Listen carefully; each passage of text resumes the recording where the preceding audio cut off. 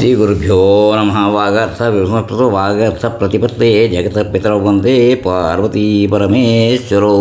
శ్రీ గురుభ్యో నమ. వచ్చిన శ్రీ స్కాంద మహాపురాణము ఎపిసోడు ఇప్పుడు 25 ప్రారంభం చేస్తున్నాం. 24లో ఏం చెప్పుకున్నామంటే శ్రీ గురుభ్యో నమ. ఆత్మశ్రేయస్గా పాటు పాడని వానిచే ఆత్మయే వంచబడినట్లు ఉంది. దేవాసులందరిలో మనుష్య జన్మం దుర్లభం, అది పొంది నరకం పొందిన విధమున ఆచరించవలను. అన్నింటికీ మూలం, అన్నింటికీ సాధించినది మనుష్య యొక్క జన్మ అని ఇక్కడ దాకా చెప్పుకున్నాం. ఇప్పుడు దీని తర్వాత కంటిన్యూషన్ ఏం చేసుకుంటున్నట్టు ఇదంతా విని కాత్యాయనుడు ఇట్లనను, సారస్వత దానము తపస్సు వీళ్ళు ఏది ఆచరించడం కష్టము, మరణించిన వెనుక ఒక గొప్ప ఫలం ఇచ్చినది ఏది తెలియజేయము. సారస్వతుడు ఇట్లు చెప్పాను, భూమిపై దానం కట్టే దుష్కరమైనది ఏది లేదు. దానం ఇవ్వబడినది అన్నడు తరగదు. పైగా మరలా వృద్ధి నందును ఒక జన్మైన సుఖం కొరకు అనేక జన్మలను వ్యర్థం చేయరాదు. రాజ్యుడు 1000 జన్మలలో పొందిన దాన్ని ఒక జన్మ ఎందే కూర్చుకొను. దరిద్రుడు నవ్వుదునేమో అని మూర్ఖుడు దానమిచ్చును. అదేవిధంగా శంకచే విద్యుడు దానమిచ్చును. చపలమగు ధనము గల జీవులు ఏమి చేయుదురు? ఏ శరీరము కొరకు ధనాన్ని కోరెదరో ఆ శరీరమే అశాశ్వతము కదా.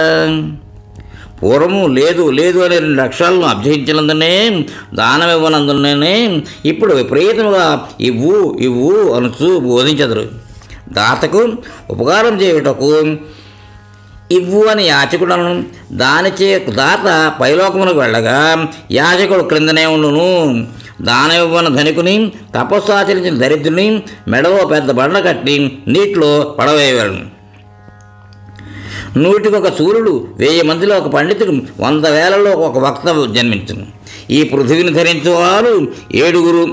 వారు గోవులు, విప్రులు, వేదములు, పతివ్రతలు, సత్యవాదులు, లోభం లేనివారు, దారశీలులు. ఔసీనరుడైన శివి తన అవయవములను ప్రియమైన దారశీలుగా కాకూడదు అక్కడితో రేపింది. ఔసీనరుడైన శివి తన అవయవములను ప్రియమైన సొంత పుత్రుని బ్రాహ్మణుని కొరకు త్యాగం చేసి ఇక్కడ నుండి స్వర్గములకు ఎగిన. కాశీరాజు ప్రతర్ధనుడు బ్రాహ్మణునికి తన 2 కళ్ళను దానమిచ్చి సాట్లేని కీర్తిని ఇహపరలోకములందు అనుభవిస్తున్నాడు.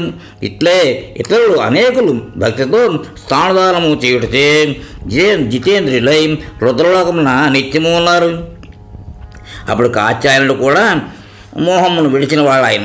నారదుడు చెప్పసాగిన ఇట్లు సుశ్రవసుడు చెప్పిన కథను విని పద్మభవుడు ఆనంద భాష్పములతో మరలా మిగులా ప్రశంసించను. వత్స, నీవు బాగా చెప్పినది. సారస్వతుడు అన్నది సత్యము, అట్లే శృతివా సత్యమే. దానమే యజ్ఞములు కవచం.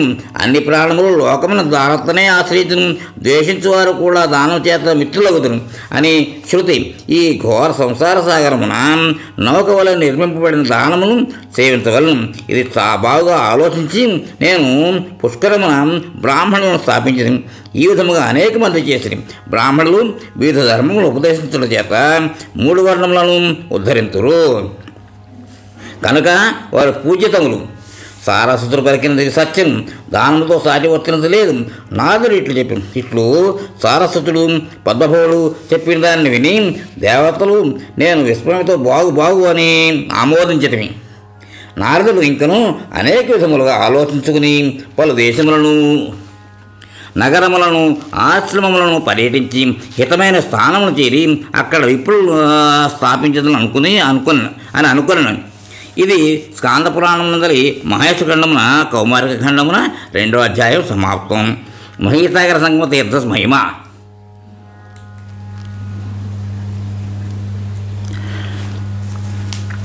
సూతుడు ఇట్లు చెప్పాను, ఇట్లు భూమిపైన పుణ్యమగు స్థానములన్నింటినీ బాగుగా చూచుచూ పర్యటించుతున్న నారదుడు భూమిపై తిరుగుతూ భృగు మహర్షి ఆశ్రమము చేరి తినని అర్జునులకు చెప్పాను.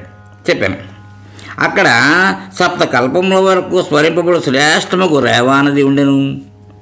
అర్జున, ఆ నదిలో మునిగి స్నానమాడినవా అనే పాపం వెంటనే నశించును. ఎట్లయితే పింగళను నాడి శరీర మధ్యలో ఉన్నదో ఈ రేవానది బ్రహ్మాండ పిండమునకు మధ్యలో ఉన్నదని చెప్పబడినది. ఆ రేవానది ఉత్తర తటమున వనమున భృగు మహర్షి ఆశ్రమం ఉన్నది. అర్జున, ఆ ముని శ్రేష్ఠులో ఉన్న చోటికి నేను చేరుతుని. నా రాకలు చూచి భృగు మొదలు ఋషులు అందరూ లేచి నిలబడి స్వాగతం అని పలికి అర్ఘ్యం మొదలను ఇచ్చి వారు ఆసనలపై కూర్చున్నది. వారికి బదులిచ్చిన నన్ను విశ్రాంతి తీసుకున్న వానిగా తెలిసి భృగువు ఇట్లనను, మునిశ్రేష్ఠ, మీరెక్కడికి వెళ్ళవలను? ఎక్కడి నుండి వచ్చుతుంటుంది? ఇక్కడి రాక కారణం ఏమిటి? స్పష్టంగా తెలియజేయుడు అనగా, నేను చింతతో కూడిన వాడనై భృగు మహర్షితో ఇట్లాంటిని. సముద్రం వరకు ఉన్న భూమిని అంతయు నేను పర్యటించి బ్రాహ్మణులకు భూమి దానం ఇవ్వాలనే వెతుకుతూ తీర్థములతో కూడి దోషములు లేని పవిత్రము రమ్యమైన భూమిని గాంచలేకుంటుని అనగా భృగు ఇట్లను. పూర్వం నేను కూడా విప్రులు నిలబడుకు భూమిపై వెతుకుతూ మహీయను పుణ్యమగు నది అన్ని తీర్థములు కలది కనబడను. ఆ మహీయను నది పుణ్యజలములు కలిగి సముద్రంలో కలియను. ఓ దేవర్షి, అదే మహీసాగర సంగమము. అక్కడనే ముల్లోకముల్లో ప్రసిద్ధమైన స్తంభముల తీర్థములది. అక్కడ స్నానమాడు విద్యులు అగు నరులు పాపములన్నింటినీ పోగొట్టుకుని యముని చేరారు. పూర్వం ఒక పర్యాయము ఆ మహీసాగర సంగమం వద్ద స్నానం చేయుటకు వెళుతూ ఒక అగ్ని వంటి బ్రాహ్మణుని చూచితిని. వృద్ధుడైనను తపోలక్ష్మి అల్లాడుతుండని అతడు 2 చేతులను ఎత్తి మాటి మాటికి ఎత్తి చూడగా నేను కూడా దుఃఖింపు తొలగితిని. దుఃఖం నందిన వారిని చూచి 100 రెట్లు అధికంగా దుఃఖం నందుట సత్పురుషుల లక్షణము. మనుష్యుడిగా జన్మించి అహింస, సత్యము, అస్థేయములను ఆచరించడం దుర్లభం. నేను ఆ వృద్ధ బ్రాహ్మణుని శోకించడం కారణం తెలుపమని అడిగితిని. ఆ ముని నాతో, భృగు మహర్షి, నేను అభాగ్యుడను అని చెప్పుతుండగా అతడుకు సుభద్రుడను ముని వచ్చాను. ఆ సుభద్రుడు కూడా ఆ వృద్ధ బ్రాహ్మణుని చింతగూర్చి అడిగిన. అప్పుడు ఆ ముని ఆచమనము చేసి కారణమును ఇట్లు చెప్పాను. నేను వాక్కును మనసును నిగ్రహించుకుని నా దేవశర్మను మునిని. గంగాసాగర సంగమమున అమావాస్యలో పితృదేవతలు ఎల్లప్పుడూ పితృతర్పణలు ఇచ్చుతూ ఉంటుంది. ఒకనాడు పితృదేవతలు తృప్తి నొంది వారు నాతో, నాయన నీకు శుభమగాక, సుభద్ర మహాముని పితృదేవతలు పుణ్యాత్ములు మహీసాగర సంగమనాథులు వారికి తర్పణములతో తృప్తిని కలిగించను. ఈ విషయం నువ్వు విని నేను కూడా ఇట్లే చేసేదను అని అనుకుంటాను. నా భార్యతో ఈ విషయం తెలపగా ఆమె నిరాకరించి, నువ్వే వెళ్ళు, నీ పూర్వీకులు కూడా ఆనందపడి అని ఎన్నో కర్ణకఠోరమైన పలుకులు పలకగా విపులుడను శిష్యుడికి ఇంటిని అప్పగించి ఒక్కడనే అక్కడ చేరుతుంది. కానీ సత్పురుషుడు గృహిణి లేని మనుజుని తాకరాదు అనుకుందరు. అస్పృశ్యులకు ఉత్తానబాదిన దేవతలు ఉత్తమునిగా చేసిన మహీసాగర సంగమం వద్ద వెళ్ళదలిచినను ఎట్లు వెళ్ళగలను? నా పాదములు అతి కష్టం మీద కదులును కదా. నా మనసు దెబ్బతిని మిగులు మోహం పొంది శోకమునంది అమితముగా ఏడ్చుతుంటిని. ఇది విని సుభద్రుడు, బాగు అని మహీసాగర సంగమమునకు దండం వలె నేలపై పడి నమస్కరించి ఆ మునిస్థితికై ప్రతిక్రియను మనసులో ఆలోచించి మునిశ్రేష్ఠునితో ఇట్లనెను.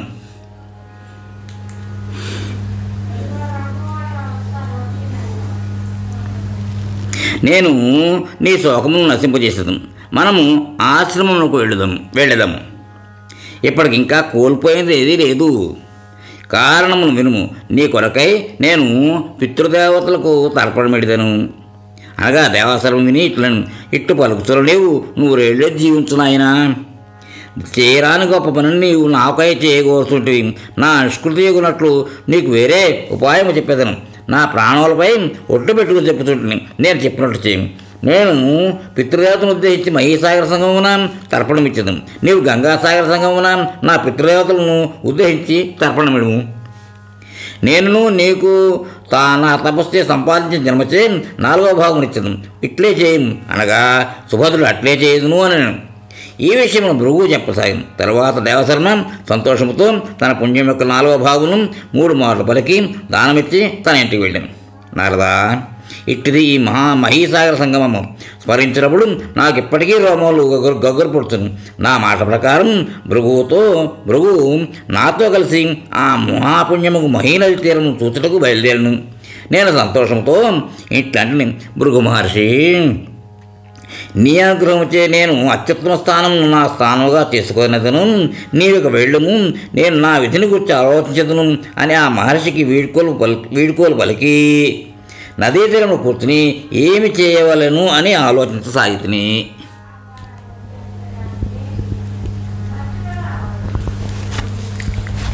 దానభేదముల ప్రశస్తి. నారదుడు ఇట్లు చెప్పసాగాను. నేను ఈ స్థానము నా వశమున ఎట్లు ఉండును అని మిగులు ఆలోచిస్తూ ఉండగా ఆ పుణ్యప్రదమైన మహీసాగర సంగమమున స్నానమాడుటకు మునులు అనేకులు అక్కడికి వచ్చిరి. నేను వారిని మీరు ఎక్కడి నుంచి వచ్చింది అని అడిగితిని. వారు సౌరాష్ట్ర దేశం నుండి అతట గల ధర్మవర్మయను రాజు అంటే అడిగిన ఒక శ్లోకమును ఇచ్చి దానికి వ్యాఖ్యానం చెప్పినట్లయితే బహుమానం ఇచ్చిందని చాటింపు వేసాను. మేము ధనలోభము చేత రాజు వద్దకు పోయి శ్లోకములకు అర్థం చెప్పలేక ఇతడికి వచ్చింది అని చెప్పారు. ఇది విని నారదుడు తనకు స్థానం పొందుటకు ఉపాయం లభించినది అని అనుకున్నాను. నారదుడు స్థానమును పొందుటకు తీవ్రముగా ఆలోచించినప్పుడు ఆకాశవాణి ఒక శ్లోకమును వినిపించాను. 2 హేతువులు, 6 అధిష్టానములు, 6 లింగములు, 6 ఫలములు గలది, 4 ప్రాకారములను 3 విధములను 3 నాశనములను కలిగినది, దానము అనబడును అని పలికినది. ఇది విన్న నారదుడు ఇప్పుడు తనలో శ్లోకము వ్యాఖ్యానించి స్థానమును ధనమును పొందేదను. విద్యామూల్యముగా గ్రహించినది యాచించబడినది కాదు, ప్రతిగ్రహము కాదు. పురాణర్షి జగద్గురు వాసుదేవుడు నిజము పలికిన ధర్మమునందు శ్రద్ధ అన్నవానికి ఆ శ్రద్ధ ఎల్లప్పటికీ పూరింపబడదు. అట్లే పాపమునందు శ్రద్ధ ఉన్నను అది పూరింపబడదు. ఇట్లా ఆలోచించి విద్వాంసులు రుచిని అనుసరించి ప్రవర్తింతురు. అతని వాక్యమిది సత్యం. పొందలేననుకున్నదా నా మనోరథము అంకురించి సఫలమైనది. తెలియజాలని ఈ శ్లోకమును నేను స్పష్టంగా తెలియదును. పూర్వము నా పితృదేవతలు నిరాకారులై నాకు దీన్ని తెలియజెప్పిని అని సంతోషంతో నేను తీర్థములకు నమస్కరించి మహీసాగర సంగమమునకు వెళ్ళి తిని వృద్ధ బ్రాహ్మణ రూపమున రాజు వద్దకు వెళ్ళి తిని.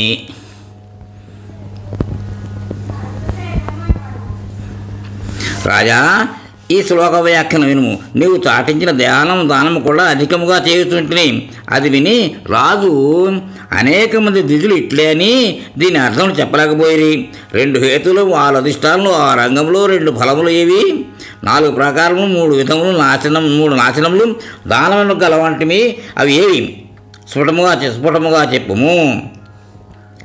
బ్రాహ్మణ, నీవు వీనికి సమాధానం ఇవ్వగలిగిన 700 కోట్ల గోవులను, అంతే బంగారము, 7 గ్రామములు నీకు ఇచ్చేదను. లేనితో నీవు ఇంటికి వెళ్ళు అనగామని ధర్మవర్మ సౌరాష్ట్రరాజు రాజుతో ఇట్లాంటిని ఇక్కడితో ఆపి నెక్స్ట్లో కంటిన్యూ చేద్దాం. స్వస్తి. ఏమండోయ్, ఇప్పటివరకు మన ఛానల్కి సబ్స్క్రైబ్ చేసుకోకపోతే ఈ క్షణమే వెంటనే సబ్స్క్రైబ్ చేసుకుని ఆ పక్క నుండి బెల్ బటన్ని మ్రోగించండి. అప్పుడు నేను చేసే అప్డేట్స్ అన్నీ మీ ముందు ప్రత్యక్షమవుతాయి.